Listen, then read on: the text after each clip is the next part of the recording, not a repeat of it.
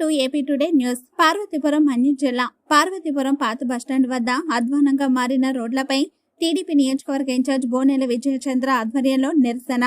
వైఎస్ఆర్సీపీ ప్రభుత్వం వచ్చి రోడ్డు వ్యవస్థను నాశనం చేశారు. ఇన్ని ప్రమాదాలు జరిగినా పట్టించుకొని వైఎస్ఆర్సీపీ ప్రభుత్వం ఇందుకు గాను రాబోయే ఎలక్షన్లో ప్రజలు ఈ ప్రభుత్వానికి తగిన బుద్ధి చెబుతారని బోనెల విజయచంద్ర మాట్లాడారు.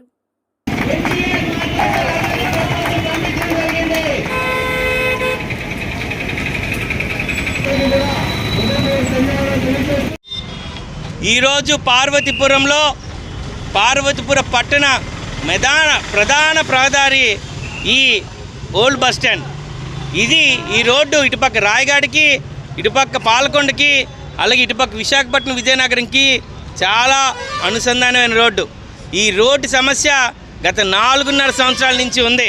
అయితే ఇప్పటికైనా ఏమైనా చేయగలుగుతారా అని డైరెక్ట్గా సూటిగా శాసనసభ్యులను అడుగుతున్నాను.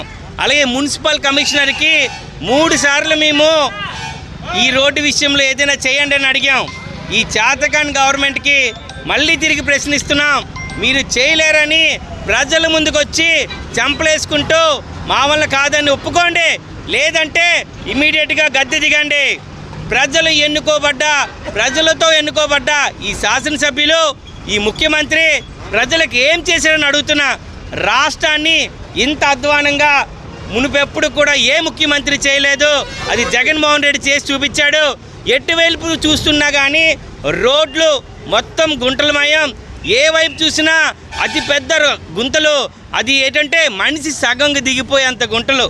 ఆ రోడ్లో వెళ్ళి ఇక్కడ కూడా నా పార్వతీపురంలో గత 2 నెలల్లో చూస్తుంటే దాదాపు 10-12 యాక్సిడెంట్లతో ప్రాణాలు కోల్పోయిన వ్యక్తులు ఉన్నారు. ఒక వ్యక్తి యాక్సిడెంట్ అంటే ఆయనతో అయిపోవట్లేదు, ఒక రోడ్డు మీద తనతో పాటు కుటుంబాన్ని కూడా పడేసినట్టే.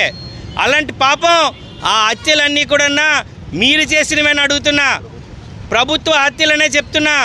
ఒక రోడ్డుని తిన్నంగా వెళ్ళిన ఈ ప్రభుత్వం రేపు ప్రజలకు ఏం చేస్తుంది? ఎప్పుడు లేని విధంగా పార్వతీపురం నువ్వేనా నమ్మకం అని చెప్పి జగన్మోహన్ రెడ్డి నువ్వు బోర్డులు పెట్టుకుంటున్నావు కదా. ఏది నమ్మకం? ఈ 10 మంది 12 మంది చనిపోయిన వాళ్ళకి నమ్మకం నువ్వా? వాళ్ళకి ఏ ఇచ్చావు ఇన్సూరెన్స్? ఎవరైనా చనిపోతే ఆ టైంలో చంద్రన్న దీనికోసం 5 లక్షలు ఇచ్చేవాళ్ళం.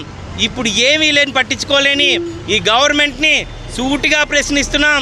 వీలైతే ఇమీడియట్గా రోడ్డు రిపేర్ చేయండి, లేదంటే ఇదే రోడ్డుకు వచ్చి ప్రజలకు క్షమాపణ కోరాలని ఇక్కడున్న శాసనసభ్యులకి, అలాగే మున్సిపల్ కౌన్సిలర్స్కి, మున్సిపల్ కమిషనర్కి, మొత్తం వైఎస్ఆర్సీపీ పేటీఎం బ్యాచ్కి అందరికీ అడుగుతున్నా. చేతలు లేనప్పుడు దిగిపోవడమే మంచిదని మరొకసారి మీ అందరికి చెప్తున్నా. తెలుగుదేశం జనసేన గవర్నమెంట్ వచ్చిన 100 రోజుల్లోనే ఈ రోడ్డుకి తిరిగి మరమ్మతులు చేస్తూ ఈ రోడ్డుకి ఎన్టీఆర్ మార్గం పేరు పెట్టడం కూడా మేము సిద్ధపడ్డాం. అది మీ అందరికీ తెలియజేస్తుంది. వస్తుంది తెలుగుదేశం గవర్నమెంట్, ఆంధ్రప్రదేశ్కి అభివృద్ధి తీసుకొస్తుంది తెలుగుదేశం గవర్నమెంట్ అని మీ అందరికీ సభాముఖంగా తెలియజేయడం జరుగుతుంది. జై తెలుగుదేశం.